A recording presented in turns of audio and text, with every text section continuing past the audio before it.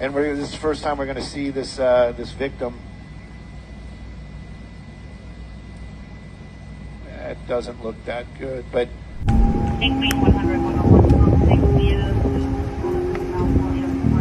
You guys remember when that actress Anne Heche drove her Mini Cooper speeding through LA until she crashed into a home and her car was engulfed in flames? What are you pushing into the skin? Well, you push in whatever the facialist would like to insert into your pores. But what is it? It is an extraction from a piece of skin that came from a young person far, far away.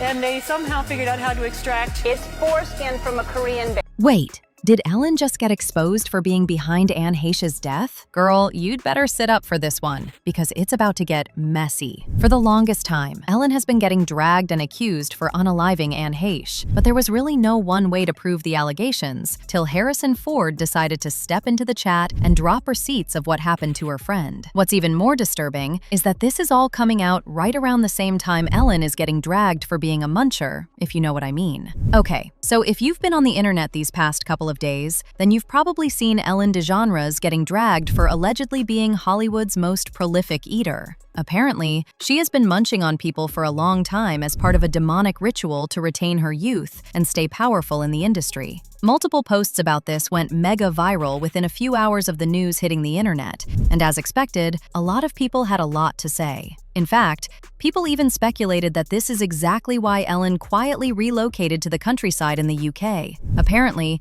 she knew she was going to get exposed and was afraid that she might get arrested if that happened. Thanks to the Epstein files, we now know that Ellen DeGeneres is the most prolific.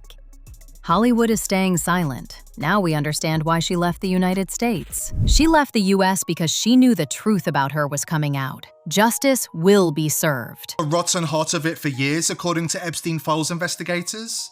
Ellen DeGeneres, the daytime TV queen who smiled into America's living rooms while allegedly orchestrating horrors in the shadows.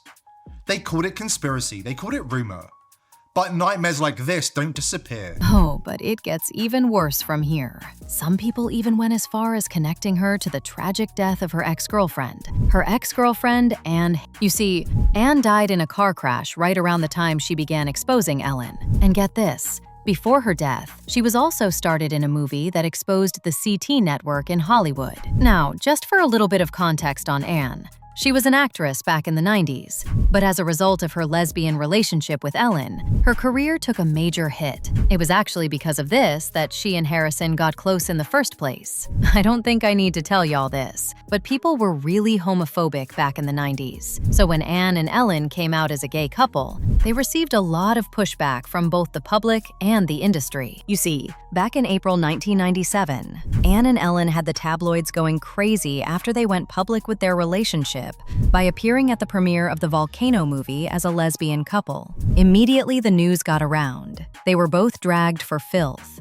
and there were even rumors about Anne losing roles and multi-million-dollar deals. At the time, Anne had just landed her first major role in the upcoming romantic comedy 6 Days, 7 Nights, alongside Harrison Ford. But the news of her relationship with Ellen nearly cost her everything, as studios debated firing her before filming even started. The director of the movie, Ivan Reitman, called Anne into Harrison Ford's trailer during lunch one day in the first week of shooting and confronted her about the relationship, suggesting she hide it as Jodie Foster did. But baby, Harrison stood up for her in a big way.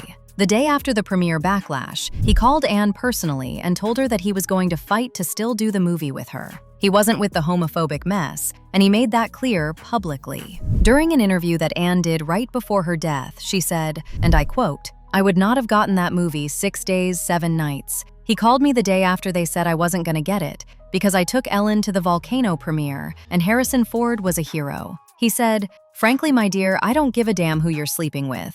We're gonna make the best romantic comedy there is, and I'll see you on the set.'" So now it's being speculated that one of the people she confided in about her safety was allegedly Harrison. Apparently, after people started coming for her, he was helping her stay safe for a while. You see, most of you don't know this, but right before Anne's death, she was going on a major interview run to expose Ellen. During a 2021 episode of her podcast, Better Together with Anne, she revealed that she was actually the one who broke things off with Ellen, not the other way around. She said the reason she left Ellen was that Ellen was only worried about money, even if that came at the cost of her soul. I broke up with her because her goal was to have a lot of money. Mine was to find love, and hers was, I want $60 billion. Good luck. Our forks are never going to meet. The further we stay on with this, the further we will be apart. On that same podcast, she also said Ellen tried to get her thrown in a mental facility once she started exposing her. Oh, and remember how Harrison was putting his life on the line to protect Anne? Well, according to Anne, Ellen did the opposite to her, even though their relationship was the reason her career tanked in the first place. Truth that I spoke, I was hit more, buried more, or despised more, and then had calculated visions and circulations of systems that spun me up and out of the system that would in any way challenge the fact that she was not telling her own truth but another's. Why do you think she tried to put me in an institution, folks? I called my mother. Guess what? 2 people who wanted more than anything to have my truth buried. It was not my timing. I did not and could not ask God for what that would be. All I could do was stay on my truth, do what I was doing, and study this thing called love that we tried to bury. And now I am up and out of the ground. And unfortunately, those 2 women could not shut me down. And guess what? Just a few months after she called Ellen out and exposed her, Anne ended up in a fatal car crash that left her with serious second-degree burns all over her body. She was trapped inside her burning car for 30 whole minutes before first responders even showed up to the scene. She ended up dying. And according to her autopsy report, she passed from smoke inhalation, burns, and a broken sternum. People thought she might have been under the influence when she crashed, but the autopsy actually proved she was sober. I mean, she had a tiny bit of something in her system, but it wasn't taken at the time of the accident. The hospital admission blood showed the presence of benzoylecgonine, the inactive metabolite of cocaine, which means she used cocaine in the past, but not at the time of the crash. The sad thing about all this is that Anne had a very tragic life already before meeting Ellen. Ellen was supposed to be her peace, but she only threw her deeper into misery, and then allegedly got rid of her once she felt Anne was talking too much. And get this, according to sources close to Harrison Ford, he believes that it is finally time Anne gets justice, and Ellen pays for all her crimes. Allegedly, now that everyone is getting exposed, he is ready to cooperate with authorities and provide them with all the info necessary that would be required to catch Ellen. You guys remember when that actress Anne Heche drove her Mini Cooper speeding through LA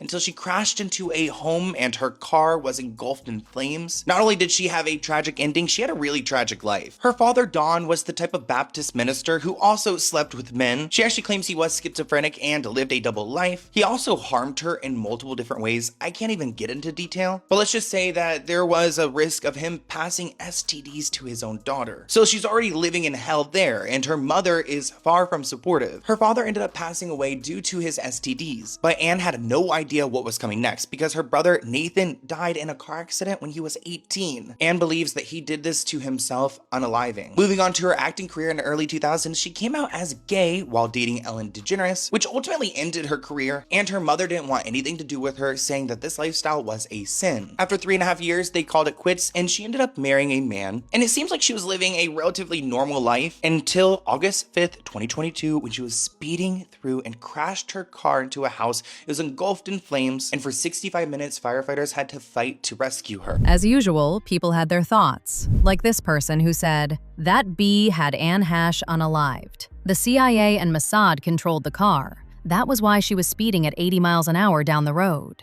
Oh my God. The pictures and the videos that I saw were disgusting." Another person said, "She was under 18 years old and still not shot by a firing squad? Humanity, hello?